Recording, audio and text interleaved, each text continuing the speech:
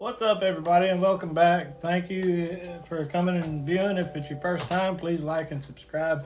The little video is going to be about a barbecue pit that I designed and fabricated for a good friend of mine. It took me a little while to do. I hope you enjoy it, and it was a fun little build. And if you ever want to know any information about what I did, just ask me, put it down in the comments. Yeah, like, subscribe, and I'm also thinking about doing a plan for this build. It's all in here. I just need to put it on there. That way, maybe some of you might be interested in building something like it. Maybe it's similar or alike. This is a little barbecue pit I made for a customer, and he's a pretty good friend of mine. Mainly used 1/8" flat plate to fabricate everything. My main process for welding was gas tungsten arc welding, also known as video. It was all done by hand. I didn't have a plate bender. I didn't have any of that. I mainly built the octagon plate by plate and tacked it all up. I installed my outside plates. The handles, I'll tell you a little bit about the hardware that I have going on here. The handles I was able to get from a welding supply that I do with all the time. I just went ahead and got 3 of those. 2 on the sides here, and 1 on the front. The little flat bar I took and heated and bent around and tacked it to the side. And if you can, get a shot of back here. The hinges, they're not the greasable hinges. I figured after you grill a bunch of meat and whatnot, you could just throw a little bit of that grease on them and they'll always stay free.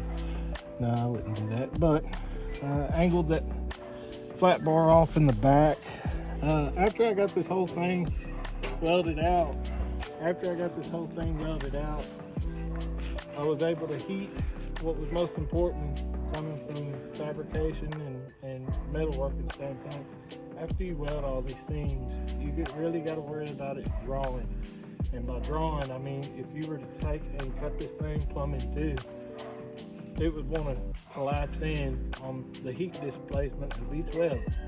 So I took a big weed burner and I sat it up before I ever even cut it in half, and I heated it up real good to let that metal and heat affected zone relax with each other.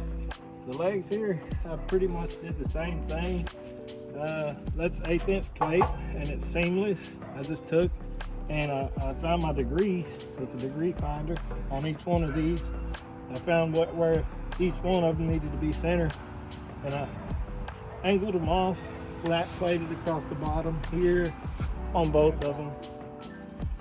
The next thing I'd like to show you is on the inside. I didn't really fool with welding these seams because there's plenty of metal on the outside. These are mainly just stitch welded. I put some doors, some vent doors on the side here. They almost look like upside down guitar picks, but they're made there to adjust your heat flow. And I have 1 on each side.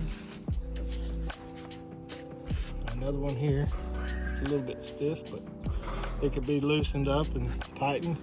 The next thing is your vent door here.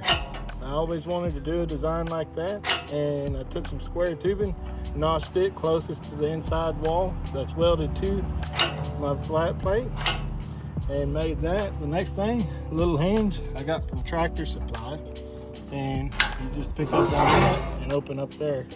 Then you have a nice little coal tray that you're able to slide in and out without having to tip your pit up upside down and trying to get all the coals cleaned out.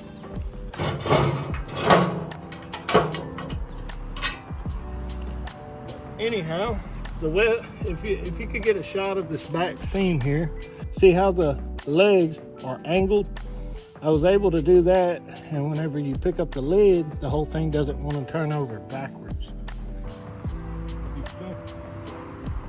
The next thing I have here is a pin going through this receiver hitch that I cut down 2 inches to be able to make fit up under the surface of these feet. You just pull the pin like so. And this pit is kind of heavy. I'm not gonna lie about it. It's built to last for sure. It's about 55, 60 pounds. You just take. And the guy that's going to, he's big, so he'll understand. Slide it up. There. Slide that in. You'll take your pin, put it back in here. And I have that one taken out already. You just slide it out and you're good to go. This, I built it so you're able to drive with it up and down the highway if you wanted to. 1/4 inch wall, 2x2 square tubing. I also welded in a gusset here for extra support. And this weld here is a full pin weld, so this square tubing I left about a 3/16 gap in it and dumped the poles to it and welded it up. It should never break. This should be as good as the wall of this.